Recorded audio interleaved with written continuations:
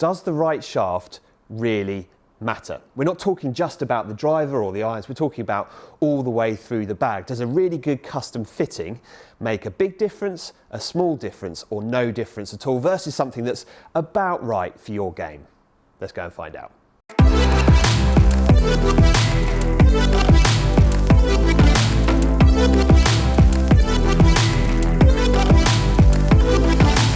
Hello everyone, Neil Tappin here from Golf Monthly, and in the bag in front of me I have a set of golf clubs that's about right for me. So this is the sort of thing I think I'd end up with if I bought a set off the rack. So if I was going for second-hand clubs or just directly an off-the-rack set, this is about right for me. When I've been for a custom fitting in the past, I've tended to walk away with either stiff or extra stiff shafts, and so that's what I've got in this set. The question is, if I went for a full and thorough custom fitting, how different would the spec be and how much of a difference would it make to my performance?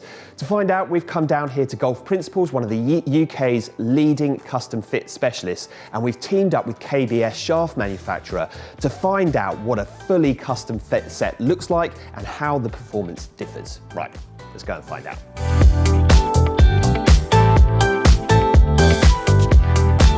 So Jason, I brought 2 sets of irons with me, not full sets, but I've sort of brought 2 half sets of Mizuno irons. I currently play Mizuno JPX 919 forged, and I've brought a couple of, so one a little bit older but closer to what I'm using, which are the MP18 MMCs, and then the newer MP20, the blades, sort of thing I'd love to play. Kind of wanted to just put both through their paces and then see what we end up with as a result of that. Yeah, well that's not uncommon. People coming in, and we're often sort of last stop, if you like, of last chance saloon. People coming in, they've got a couple of sets of clubs, they hit them okay, not sure, which one do I like? I've got this shaft, it's fine, quite nice. And these are very similar, DG S300s, Modus 120s, similar type performance, one's a little lighter, one's a little heavier.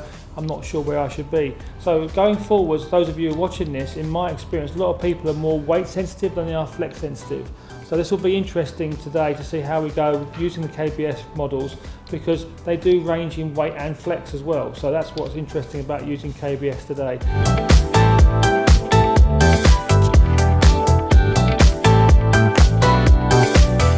So we're going to put you into the dollar taper, S-Taper 125. So basically bang in the middle of what you've tried there. Okay. You've got the 114 Modus, you've got the 128 DG S300. This will go in the middle, well, just above middle. See how you feel with it. Balance points wise, it's kind of, again, slightly in the middle. So it's going to be neutral. Okay. See how you feel with it. We'll hit some shots and then we'll fiddle around with it. Okay. Right? So, and head is? Apex Pro, so it's forged. Okay, those of you know it's got that little bit of a cut face. It is quite quick off the face, but it is equivalent to what he's trying to use right now. So we'll see how we get on with that. So you can see that as Neil started his session, his club data, club head speed's about 92 odd, 93 odd. But when he had the heavier shaft, he had to work a little harder, so that clear speed went up. He didn't try to do that, he just had to do that to get it to work. Now, as we went... That's a subconscious thing then, is it? Yeah, definitely. You will feel that weight in sort of kinesthetics and go, oh, I've got to move this a bit quicker. So all of a sudden it feels a bit, oh, God. Now you can go the other way and too light and someone loses the plot and there's like Harry Potter's wand swinging going, I can't feel the club. So there are that bell curve of, if you like, performance where it's too light, too heavy, oh, that's just right. So for you, you gravitated towards that, oh, that feels a bit heavier, I'll give it a bit more, which you did. Yeah. Didn't make you any better. In fact, you hit a couple of the old, we don't mention that. Yeah, thank you very much. Let's not mention that. But then we went through the system. Now, I didn't tag these up, but I'll talk off them. So we first of all started with the dollar taper, S-Taper shaft, which was kind of like the middle. Again, it's a little bit more mid-profile, lower launching, more like a diamond gold. Didn't really see any benefit of that at all. Then we dropped into the Tour shaft, the standard KBS Tour, which has been around forever, like 15 years, 10 years. So that was close, but that shaft's a little softer in the tip. Now, when you look at the one that we end up with, which is a Tour V. Softer in the tip meaning I'm more likely to lose that. Right, so imagine a wrist joint. So that little bit softer down the bottom. Now, when you're getting inside, like you do slightly, if the tip is moving, well, deflecting this way, that's your overdraw, that's your miss left, then you might end up just getting your hands in front and what I call Zorroing it and opening the face and leaving it short right. And then we went to the Tour V shaft, which is a little stiffer in the tip section, and all of a sudden it came to bingo. Smash factors were great, the whole distance thing came together. If you look at your carry distances, if we move that screen away, how tight your distances are here. Yes. So if you look at, say for instance up here, then this is a typical thing for a good player, is that they'll hit a pretty similar consistent yardage most of the time. They'll get the odd one like the 180 they've absolutely flushed, but you're looking to create as little dispersion here as possible. That's the secret in the sauce. You're not trying to get someone to go, oh, that's a lot further, sir. No, you're trying to keep that as tight as possible. And the smash factors, the ball speeds, the spin, the launches are all together. You're trying to create that window of consistency. Now, when you're indoors, this is what you've got to talk about. You don't have the luxury of seeing ball flight. You are just talking off, if you like, painting the picture of the number. So that's where that's really good. That's really good. So that's what's going to help him get better. 5 yards difference there between now, if you can see that differential, what you're going to see there is that, take that away, is that your, if you like, your ring, your circle of success is a lot tighter. And we're talking about his dispersion. Decent player, plays off 5, got good speed. Why aren't you better than that? You know, and okay, it could be practice, it could be time, it could be just generally he hits it too wide, hits the green, but he's 35, 40 feet away, or he'll miss a green from nowhere and wonder why it came out. Now he's got that confidence. So in terms of dispersion, where did I start off with and when? Oh, wide. I mean, Okay, literally, fine. as wide as that, and it's down to that. Okay, fine.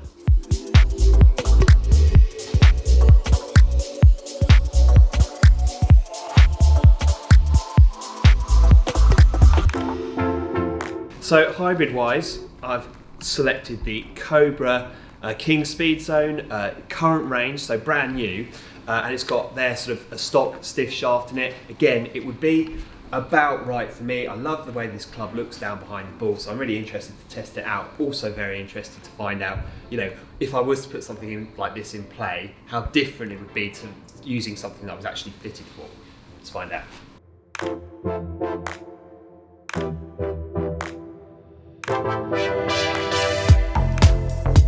Okay, so you started off with the stock Cobra hybrid shaft, which is the recoil, which is 80 grams stiff or 85 grams stiff. It's a little light, it's a little soft. You got it to work, but it was just a little bit more erratic. It was a bit sort of like good, bad and the ugly. There was one top, there was one flush. It was just all over the place, right? It's true. But it could have worked, right? Yeah. But consistency-wise, it just wasn't there for you. Dropping back into that newer shaft, okay, the first one was a bit dead, then we dropped down like half a flex, bang, we were really good. So it didn't feel too dead. Remember that conversation we had earlier, you don't like to feel it too stiff. Yes. You like to really feel it solid, yeah. but you don't like to feel like it's dead. So that 95S Plus just became dead, like Yes. a plank, and that is a strong shaft anyway, so it's probably playing, again, that quarter, half a flex stronger than it says in the tin. Then you're in trouble. So now it was a bit like, that's hard work. Yes. Drop down, same weight, a little softer, boom, perfect. Driving iron was good, but with your delivery, I would say the just hybrid. The confidence factor for me looking Yeah. down on a hybrid hitting off. And the you deck. drive that conversation, you drive the fact that you go, I like 2-1 off a tee, but I wouldn't trust myself off the ground. Change that hybrid, oh, I'm all good. Yeah. So we're good from there. Yeah. So that's all we're trying to do.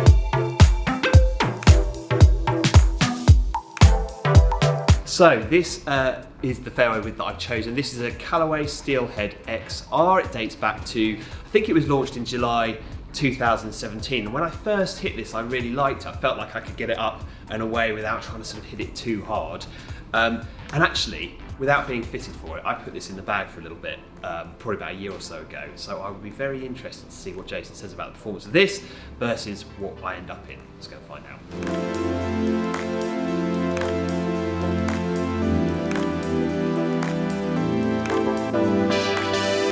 Right, so as soon as he's pulled it out of the bag and the way he delivers it, I was thinking we're in trouble here. This is a toughie to beat.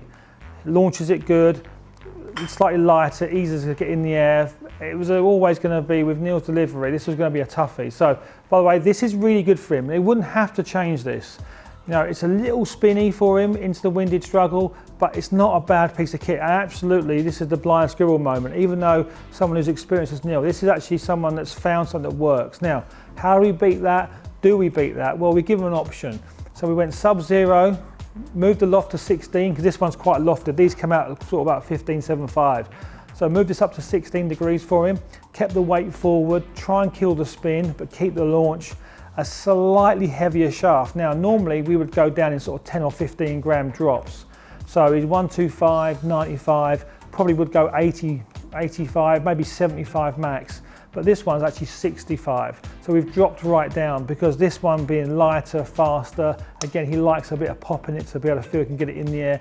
This is a tough club for him to use consistently and to be reliable with.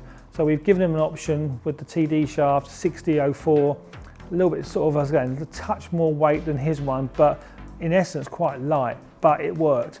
It's not moving the good shot any further, it's just giving him a bit less spin, so when he misses it low on the face, it doesn't climb on him like a ski jumper, it's still going to give him a good outcome.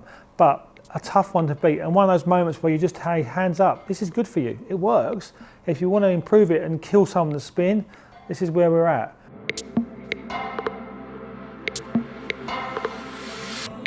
Okay, so the driver that I have selected for this is the brand new TaylorMade Sim Max, and in it we have a Fujikura Ventus stiff shaft. The reason I went with this one is because last year I played the TaylorMade M6 with a sort of fairly standard Fujikura Atmos shaft in it, and I felt that after sort of pretty much a whole season using it out on the golf course, felt like it was a driver I was in control of. So this is a kind of, for me, it feels like a fairly natural place to go. Is it right for me? I don't know.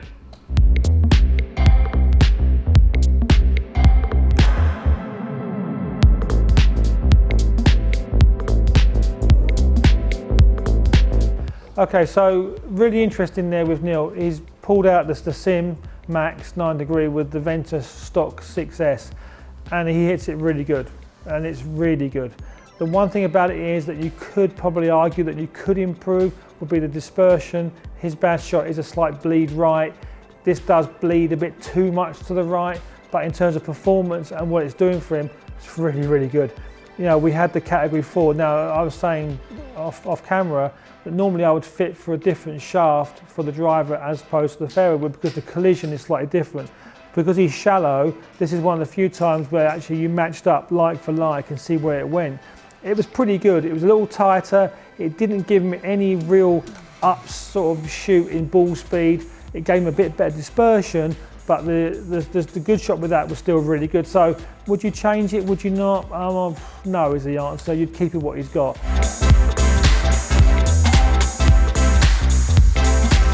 I've selected for this a Vokey SM6, so slightly older, not current. So we've had SM7, now we're on to SM8. F grind, 52 degrees, 8 degrees bounce. This was a wedge that I used for quite a long time. Absolutely loved it, so let's see how we get on.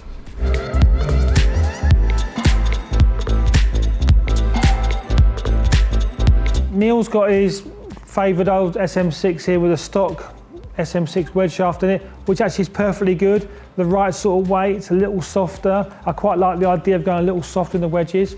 The only thing is it's a little bit toe down, so he does tend to miss it a bit short and right if he has a miss, but his strike location is really good. So what does that tell us? The weight's pretty good, maybe strengthen the bottom of the shaft up a little bit. I may be inclined to go a little bit heavier, so we tried the high rev 2.0135. I know it's an X, but it's a little bit more sort of weight related more than flex related. It felt really good. Strike location was similar, but he didn't get as much toe down on it, so he hit it straighter. But that sounds obvious with a wedge, but proximity to hole, if you look at the numbers, 10 feet, 15 feet, the difference is huge. And if you're 5 feet to 15 feet, well, that's even bigger. So at this point, his proximity to hole with that wedge shaft was better than his old one. But again, it doesn't make this wrong, it's just improving what he's got. And this is not about, like I say, during the whole process, blowing it up and starting again. It's about improving what you've got and then just chipping away at the edges, that marginal gain stuff. This is what it's about with the good players and maybe less good players. So the good player, you're looking at 2, 3, 4%. The less good player, maybe 10%. But all of that adds up. So that's where Neil could and should probably improve his short game. Okay, so there we have it. We're all finished up here at Golf Principles, and it's been a fantastic experience going through the whole process with somebody as knowledgeable as Jason and seeing what a difference that absolutely the right shaft makes for you. Now, I came in with a set of golf clubs that I knew were roughly right for me, but not exactly right for me. And I also started by saying it'd be interesting to see whether it was going to make a big difference, a small difference, or no difference at all. And the truth is, the honest answer is, it depends on the different shafts you have, it depends on the different areas of the golf bag. Some areas it made a big difference, other areas not so much. Now, I think that's partly down to everyone delivers the club slightly differently to the golf ball. And I'm sort of quite an interesting case in point, as Jason said, in that I would be somewhere between stiff and extra stiff, tend to be somewhere in that range. And actually, what I discovered through this process is that a good fitting is as much about the feel the clubs give you and about kind of guarding against those bad shots that you tend to hit. Definitely for me, my bad shot is that I'll leave the face a little bit open and I'll just let the ball sort of drift off to the right. So Jason was able to pick up on that and immediately was giving me shafts that I sort of felt that I didn't have to work too hard to square the face with, even though I'm quite a sort of a fast swinger. And the tendency I've found sometimes in the past in fittings is to go into something that's quite stiff, but actually out on the golf course, that can lead me to leave the ball out to the right. Jason sort of picked up on that right from the word go. Now, the next point I'll make is that with the irons, definitely Jason was much more interested in dispersion. So both sideways dispersion and also front to back. He wanted to sort of narrow up that gap as much as possible. Much less interested with the overall distance than he was with the dispersion for me.